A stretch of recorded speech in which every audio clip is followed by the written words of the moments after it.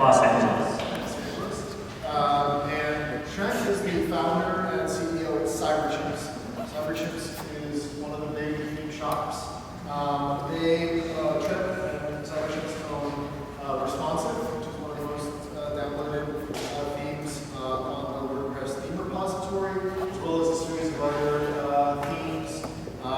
Trent has been using WordPress since 2007. 7 years. Yeah. He's done WordPress at day jobs and then decided to make a career in CyberChimps. So, of the themes that CyberChimps sells, most or all are responsive. All are responsive. And so Trent is going to be talking to us today a bit about responsive WordPress. So, thank you, Trent.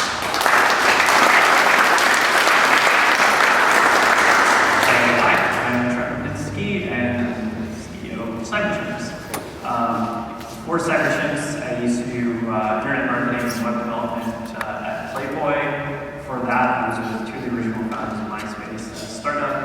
I've also done consulting with a medical research company and a couple other companies. Before that, I started out as a blogger. I started an Apple News River website when I was in high school. So that was actually an introduction to blogging as a writer. So I'm also more of a designer than a programmer. So my presentations can be a little more design focused, which comes in handy because we're talking about responsive design.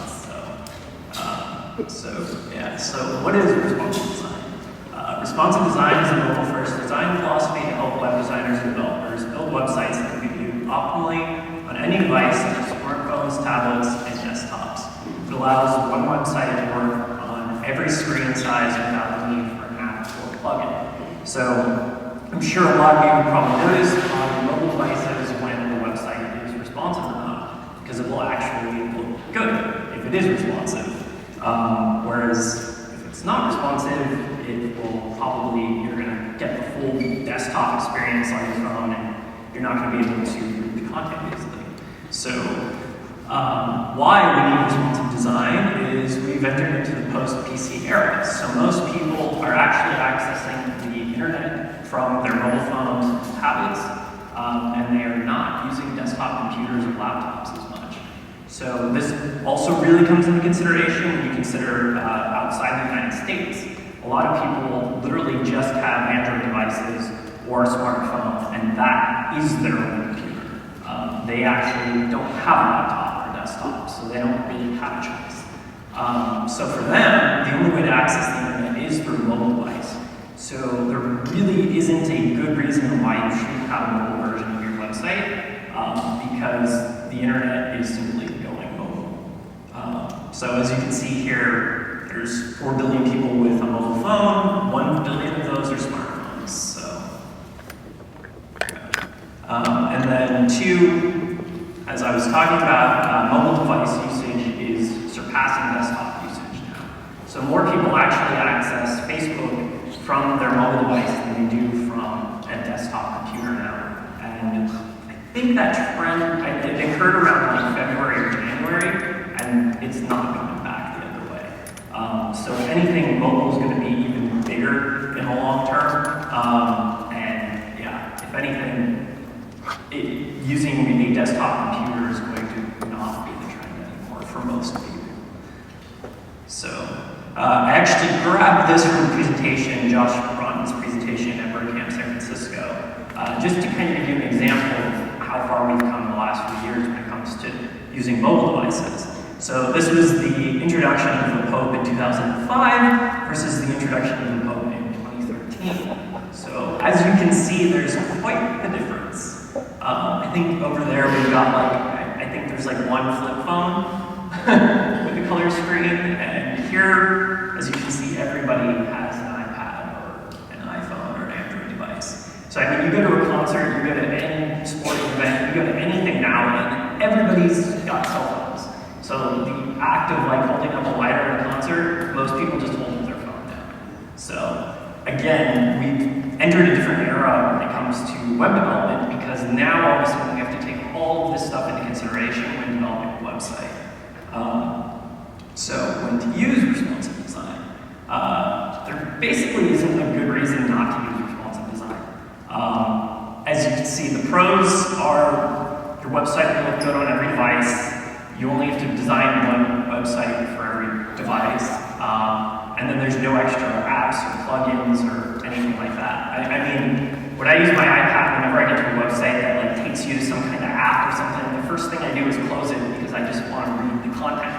I don't actually want to have to download your app. I don't want to have to do anything extra. I want to just read.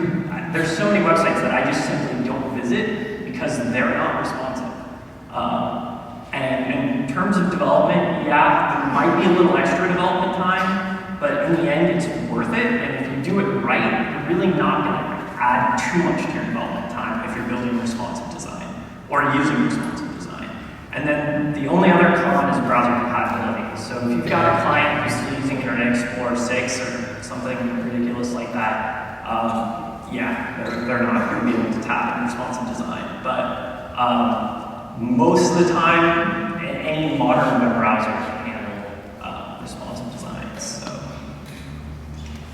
So what are the components that make a website responsive? So the main components are fluid grid systems. So grid systems literally show you a grid that you can tap into and design and develop your website within the grid so that you know how your content's going to look in different environments. Then two, you also want to set up for flexible images. So flexible images are images that are going to size properly. So typically what you want to do is have larger images that can then size down to smaller devices. This is also important for taking into consideration Retina displays. So like a lot of iPhones, MacBooks all have Retina displays now.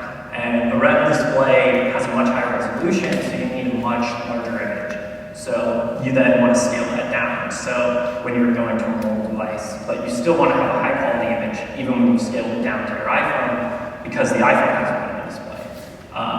And then in terms of code, CSS and media queries primarily is what's going to detect the different screen sizes of the device you're on, and then allow you to create code that responds according to certain breaking points or different design criteria or different devices. So this way you can write CSS that will be specific for your use case. So that CSS will only apply if the browser screen is smaller than a certain size, or if it's for an iPhone or a tablet. So that way you can have specific CSS that makes sure that it looks good on that device. And then the great thing about responsive design is there is a lot of amazing frameworks that have already done the legwork and the coding for you. So two of the big ones are Twitter's Bootstrap and then Foundation. So Bootstrap is my personal preference. I know you guys just had a meetup here on Bootstrap, like I think the last one perhaps. So I'm not going to go into too much detail about it, but Bootstrap's amazing. The next version is coming out soon. They just released another release candidate. It's just a great solid code base. The documentation is amazing. It's pretty much an industry standard at this point. Most development firms or companies or designers have some experience with Bootstrap. Same with Foundation. I've used Foundation as well. It's also a very solid platform. Both of them are great platforms, really. So then, when it comes to WordPress itself, we luckily have WordPress themes, so you don't need to dive into responsive design all by yourself. You can get a head start with any of these responsive themes. So there's a wide variety of starter themes out there that use a wide variety of code bases. So Automatic actually develops a theme called Underscores. It's probably about 50 to 60% of the theme files that you need to create your own WordPress theme. So all the template files are already created for you. All the default styles that need to be there for WordPress are already in the style sheet. It is a very good foundation to kind of start building a website on. It unfortunately doesn't have a responsive grid though, so you'll have to write your own custom media queries and CSS when you're doing some of that. Then I've got one of my themes listed up here, the responsive theme, which you can find on WordPress.org. We do have a grade included. All of our CSS is really well organized and responsive. You've got basically everything you need in a default WordPress theme already there for you. We've got, and then let's see, roots, we've got HTML5 boilerplate and Bootstrap combined. So this is a really solid HTML5 platform and also has sort of Bootstrap built into it. So you can literally just start tapping into Bootstrap and writing CSS and diving straight into it. Here's another theme by one of the developers, I believe, of Foundation. They've got their own WordPress theme, same deal, it's just Foundation instead of Bootstrap. You've got the Bones theme down there, which is an HTML5 boilerplate theme. And then I also threw in another CyberChimps theme, which is just simply called CyberChimps, which is actually based on underscores and also has Turtle Bootstrap built in. So, in my opinion, I would start with a starter theme and look at the code bases, look at the documentation for the different themes, and find one that matches the project and what you're working on and what you're comfortable with.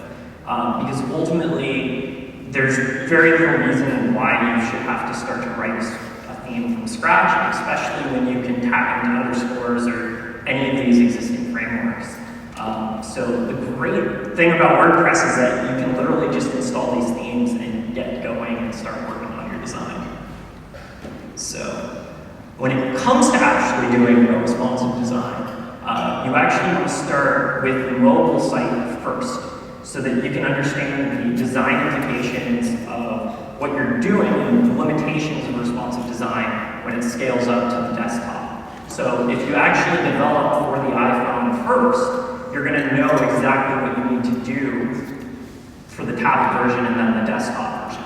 Whereas if you try to go from the desktop down, you're going to include all these fun little, widgets and Ajax and all this stuff that is just not going to work when you get down to the mobile level. So you want to start your development, your design, actually at the mobile level first, and then work your way up.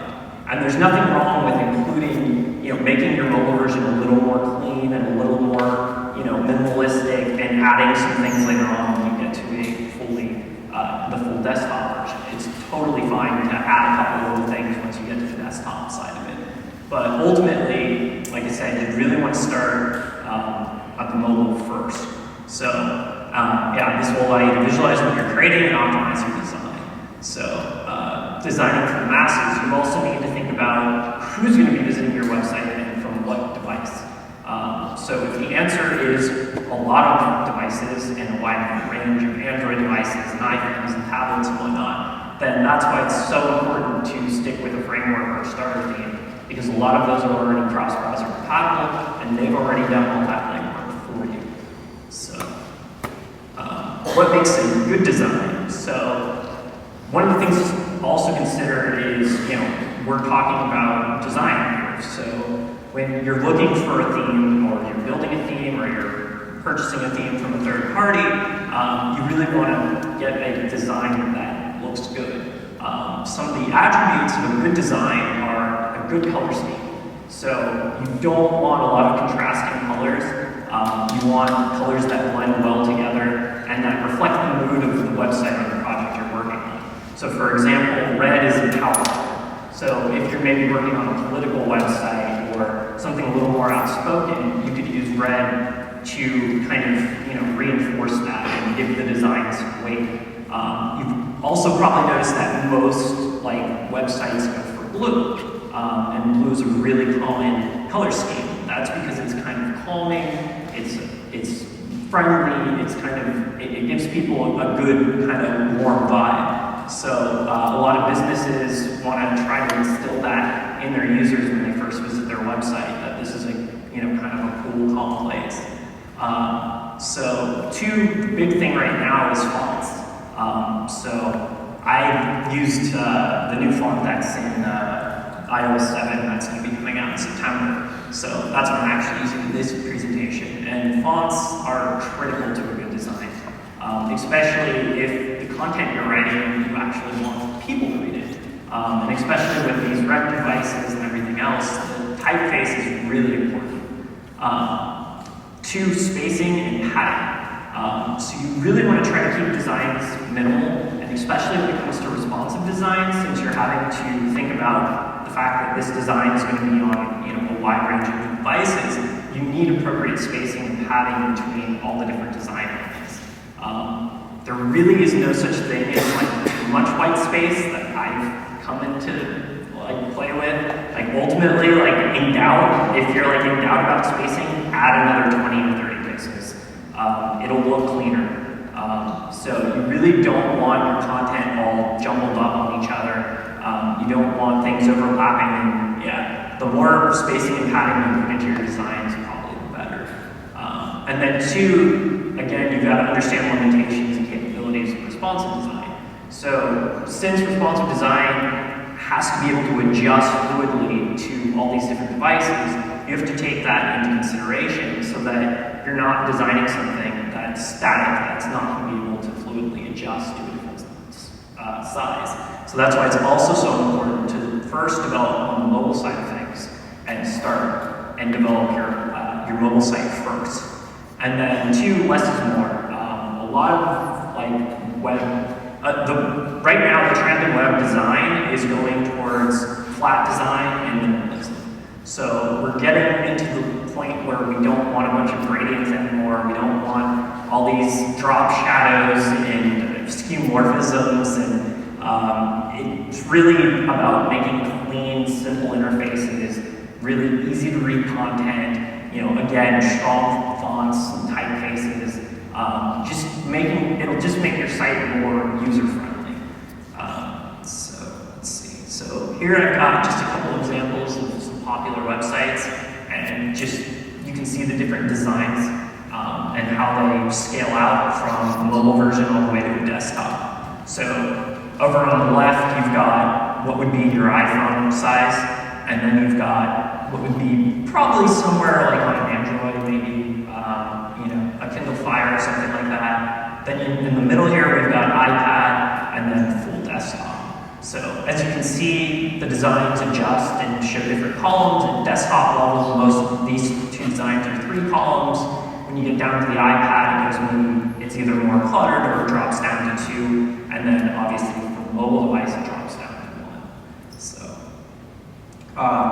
2, there's a lot of different approaches you can take with responsive design because it depends on the project that you're working on. So if you're building a website for a client, and they've got a ton of traffic, it's a high volume site, and you're probably going to be setting it up, and they're probably going to hire somebody else later to maintain it, you probably want to use something like Bootstrap, because Bootstrap is something that a lot of designers and other people can then go in and maintain. And then 2, you don't have to do as much of the heavy lifting because you can just tap into the existing Bootstrap framework and code. At CyberChimps, we use actually a couple different combinations of tactics depending upon the themes we're developing and what market those themes are appealing to. So for the responsive theme that's on .org, we actually use a custom grid. It's really simple, basic math, it's just as non-complicated as we could make it.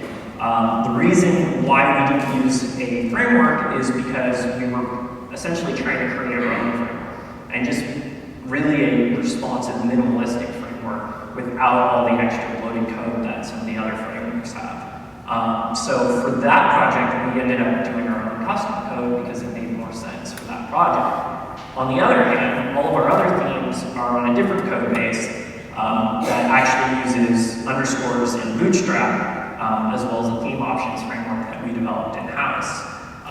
So that's great because I can hire any designer who knows Bootstrap and has some WordPress experience now. So all of a sudden, when we need to hire a new designer, we basically just go straight to the people who actually already know Bootstrap because they can work with our code, they know how it works. We don't have to take any extra steps or teach them anything extra really. So they're able to just literally jump right in. So it's really great for rapidly deploying different websites and getting projects done sooner, and then 2 for hiring purposes. So that is my presentation on responsive design.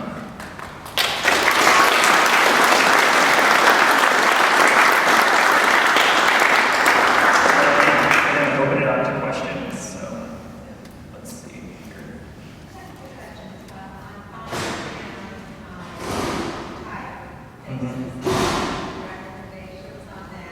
Google Fonts.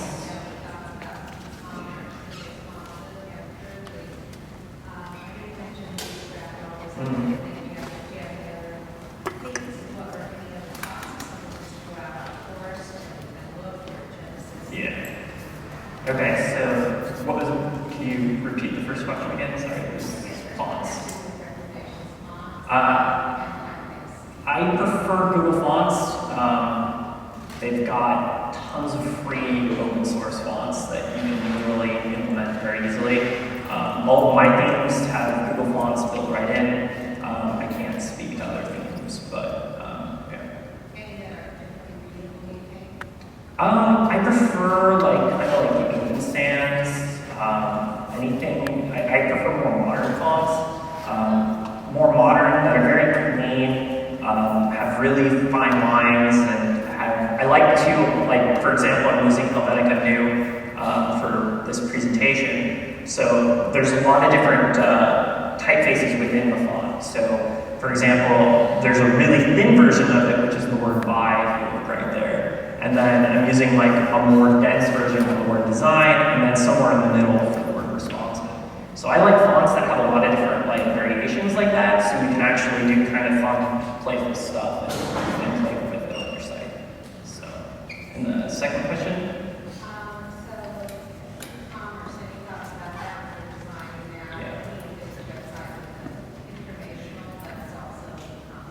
I recommend WooCommerce. Is the great. That's actually what CyberChimps uses. It's developed by WooThemes. It's just a really well thought out. It's a really well thought out e-commerce platform for WordPress. There's also, if you're selling digital goods, what is it? I think it's Digital Easy. Digital Easy Download is also another good one. If you're just selling digital goods. But if you're actually shipping physical, tangible products, I would recommend WooCommerce. Yeah, so they have most of their themes are responsive, and they sell WooCommerce enabled themes. All of CyberChimps themes are WooCommerce enabled and are responsive. I can't speak to other theme developers though. So.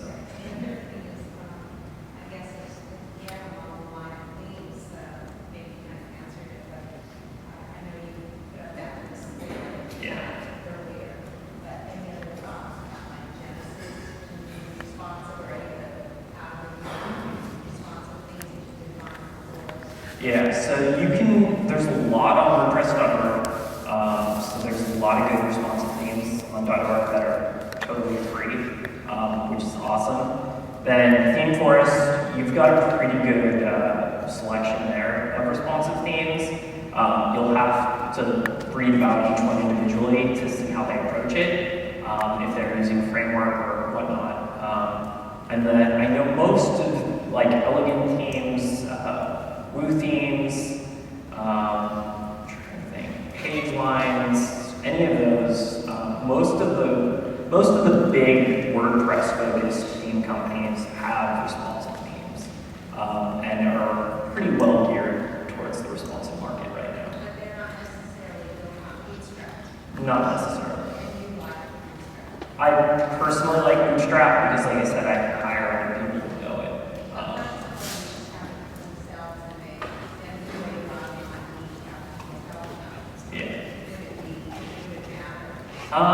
It'll help if the other person knows Bootstrap. So if the other person is familiar with Bootstrap and is pretty proficient in CSS, they'll be able to dive right in. For like a more minimalistic solution, I'm going to have to recommend Responsive that my company develops because it's for that market of someone who doesn't necessarily want to have an entire framework built into their theme and just wants a really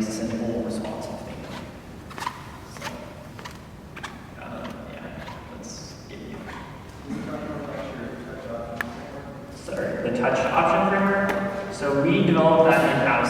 I don't think anyone else actually does this, but I think we're one of the first.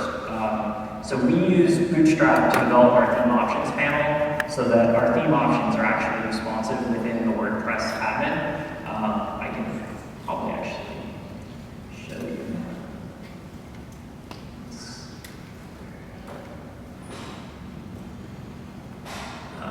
So I'm going to pull this up. But yeah, we built this so that people could actually work on their websites and set up a website from within their WordPress install on a mobile device. So we set it up to also be completely touch enabled, so that you could easily use our drag and drop system. The feature slider is touch friendly as well. So this options panel here is completely built in Bootstrap and is completely responsive. So when you take it down to mobile device, you can actually still control your website on a mobile device. So these are selectors for different like color schemes. Yeah. So you've got tons of options here. And then you've even got your own little responsive menu. So you can jump around to the different settings and do different things. So yeah, again, I don't know of any other theme companies that actually have a fully responsive backend like this.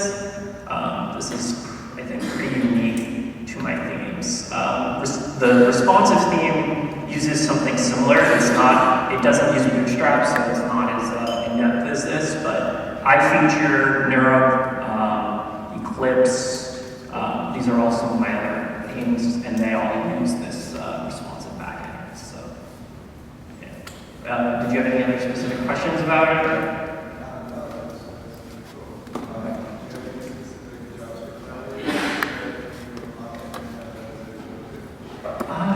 We just mainly use like jQuery,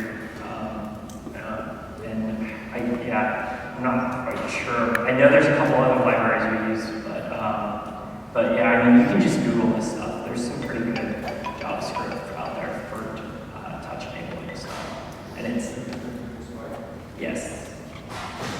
So let's see. I think so this she guy had her arm up this guy has a question too, but when they ask a question, can you repeat it? Yes. Thank you.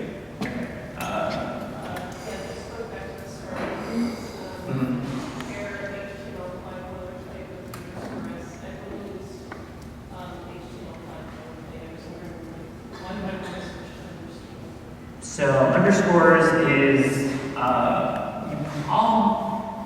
so with a HTML5 boilerplate, you're getting a good like standardized HTML5 template, more so than something that's designed for WordPress. Whereas with WordPress with automatic underscores, that's what they actually use to develop a lot of the themes on WordPress.com, a lot of the themes that they release on .org. It's just a good WordPress solid foundation. And then two, there's other themes that borrow from underscores and then also throw in some kind of framework on top of it. So, yeah. Going back to the type of settings, what are some recommendations for a starting point for choosing types of font sizes for mobile? I know there's a big difference between the style and the type for mobile and So using media queries, you can define specifically at the iPhone level or mobile phone level that you want to have a certain font size. So personally, I lean towards bigger fonts, so it's easier to read. Ultimately, when you're thinking about responsive design for on a phone, you're going to be scrolling anyways. Like that's pretty much a guarantee. So I lean more towards really clean, big fonts for mobile devices, so you can easily read what's on the screen. Because ultimately, if you're down to like a 12 point or pixel font size, it's going to be hard to read on a suggest at least like 14 or higher. And yeah, and for titles go even bigger. So, did that kind of answer your question? Okay. Yeah, you just ultimately, like, the best thing you can do is just try different fonts until one just looks right. And look at it on your, bring your window browser down, kind of like what I was showing you earlier. Like, look at what it'll look like on your mobile phone, or even look at it from your phone, and find a font that just looks good on your phone. So, yeah. I think we had a question over there. And I'll get to you next. I've worked with small business clients using commercial themes from major theme companies, and I found almost universally, whereas the theme is wonderfully responsive in the demo, there needs a lot of tweaking to look good once you start putting the client's large logo that they want on their website, and that doesn't work responsibly. So it is, I was interested where you said start small and then design big, and all the commercial themes seem to take the opposite approach, and we'll throw in the responsive part for free, and it invariably isn't a free lunch because the menus are broken, the logo's resized oddly, and So the thing is we're in a transition point with responsive design. So a lot of theme shops developed a lot of their like themes before responsive design was a thing. So for example, if you're Blue Themes and you've got a theme that you've been selling for 5 years, they had to go back and make it responsive. So a lot of those theme companies had to go back and make old designs responsive, and they didn't use the mobile-first design philosophy when they did that, and that's why a lot of that stuff doesn't translate down. So that's why when you're building a site yourself, or you're looking to contract somebody to build a site, it's really important to have them focused on the mobile first, and then build their way up. So, yeah, I think we had. So do you have a test environment instead of a few-sided your screen? Is there a tool out there that shows all the different aspects of it? Yeah, there's a couple different tools. I can't think of any off the top of my head, but if you Google it, there's a couple different tools. I think Adobe has a couple on their website. They've got something built into their new cloud creative suite. There's a couple of some sites. There's other sites where you can do that, but ultimately, resizing your browser windows is probably your best low tech bet to solving that problem.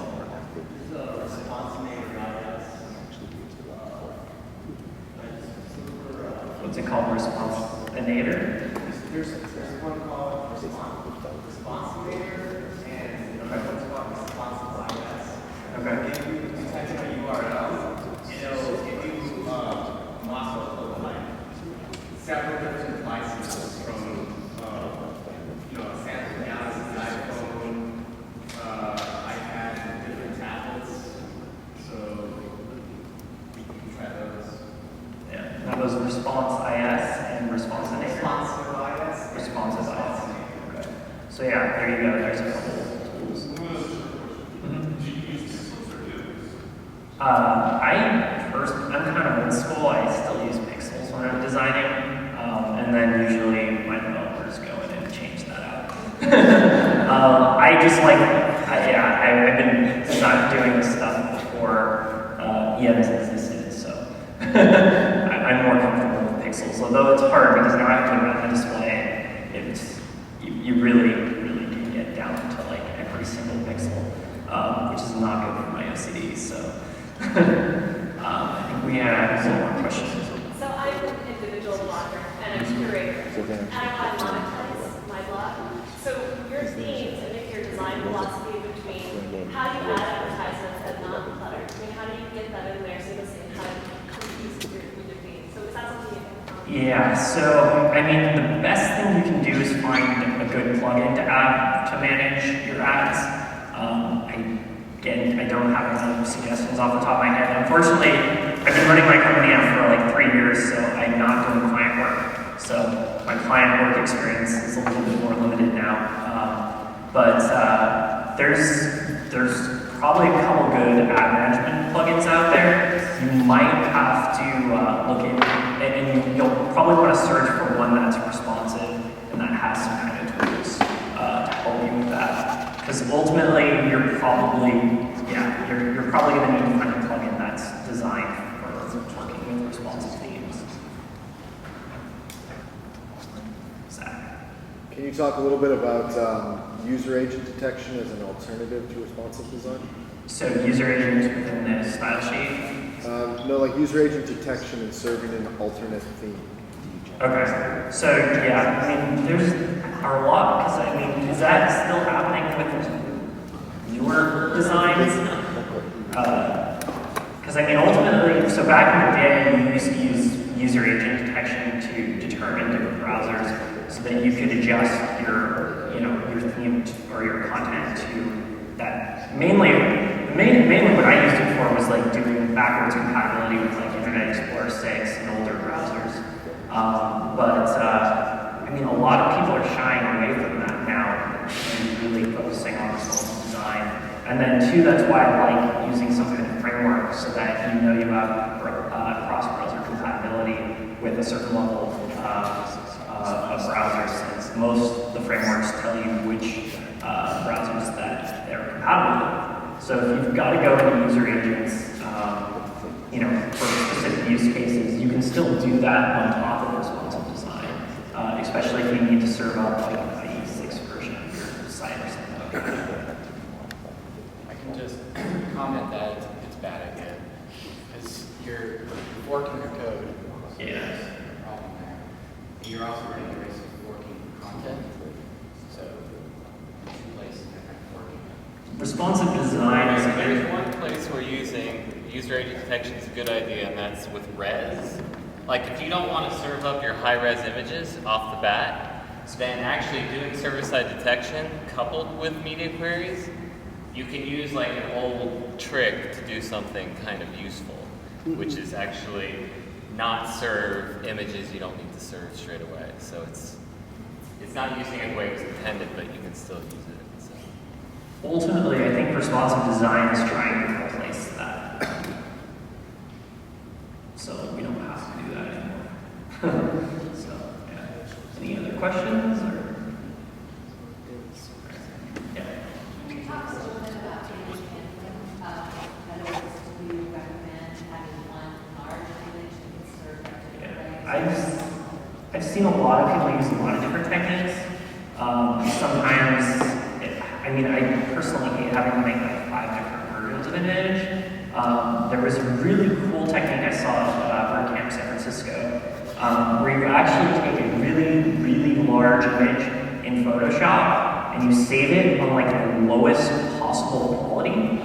And then when you shrink it down inside of your browser, it'll actually get rid of the artifacts if you're doing a JPEG. So, so you literally think like you need to do like 2,000 pixels by like, 2,000 or something like that, like really big. I wish I could remember the specific name of the. Actually, really listening to the talk at WordCamp messed up, and the number of views was you take 2.2 times the size of the largest image you think you'll ever use, and it's 0%.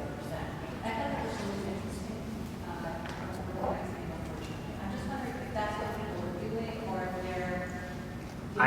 Since I saw that presentation, I told my developers to switch over to that technique because before we were using multiple images, and yeah, if you've got some feedback. There's a plugin from the Filament group called Picture Fill, right?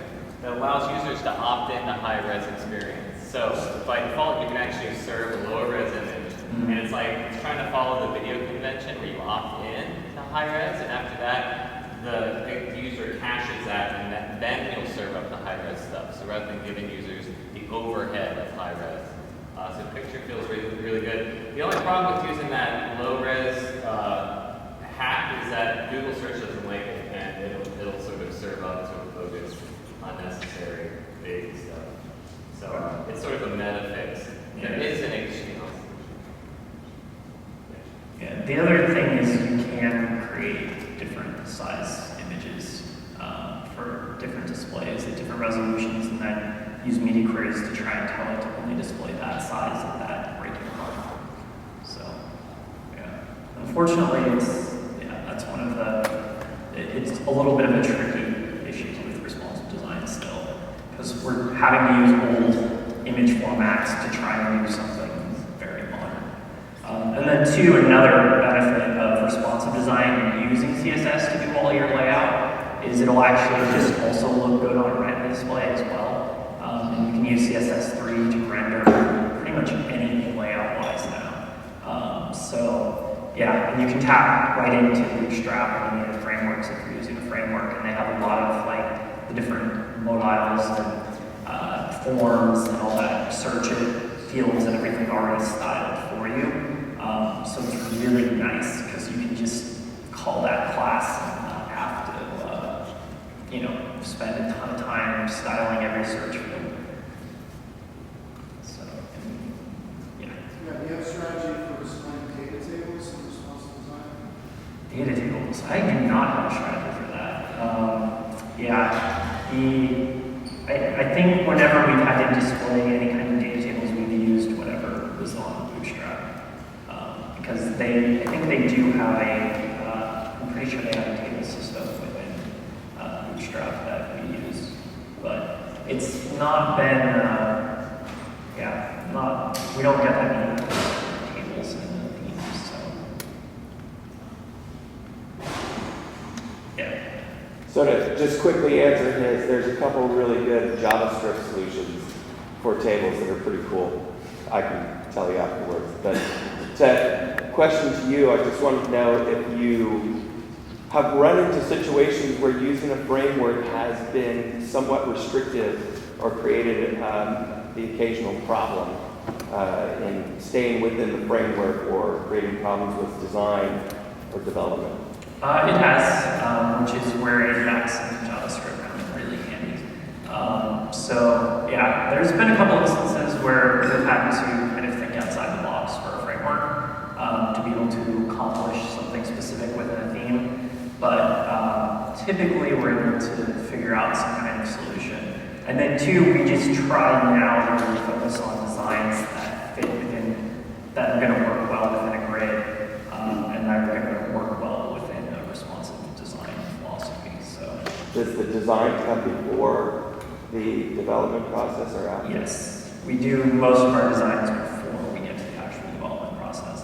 And then myself and my other designers and I, we purposely design from mobile first and work our way up. Sure. And then, we then from there meet with development and make sure that we didn't mock up anything that's not possible. But and then in a couple of cases, I was told it was impossible, and then they had to go find a solution anyway. So, but yeah, most of the time, we find solutions to most problems design-wise. But yeah. Okay. Thanks for your talk, Trent.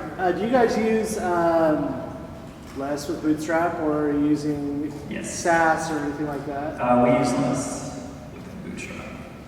So it's great because, so if you're not familiar with less, it allows you to basically use variables within your CSS so that you can actually use the same CSS multiple times without actually having to reference or repeat the code again. So you can then just reference that code later on.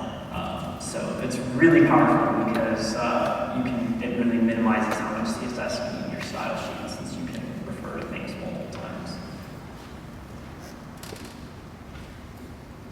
Yeah.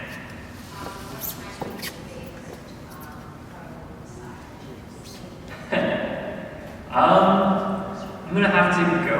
Well, I really like this new one we just did. It's called.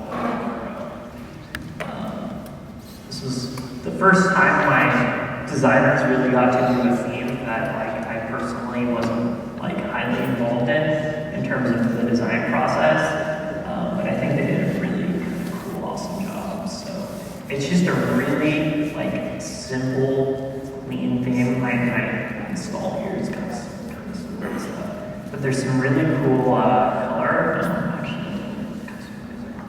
So we built out some really cool different like color options for this one. So you can easily kind of swap between some like predetermined color schemes. Yeah.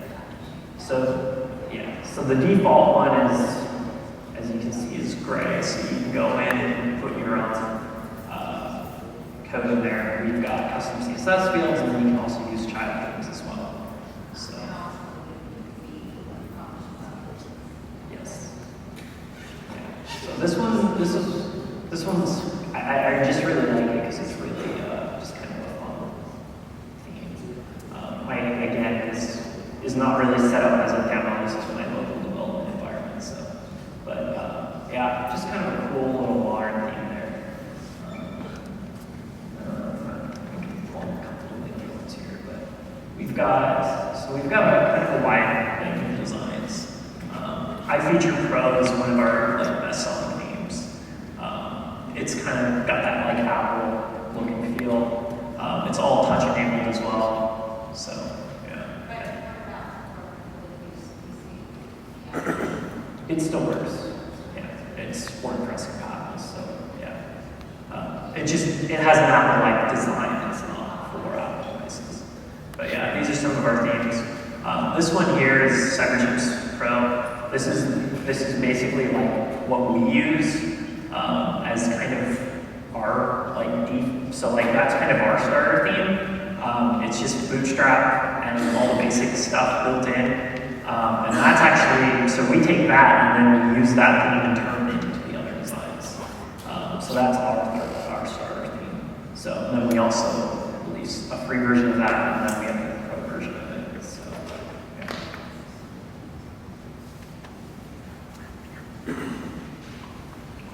Any other questions?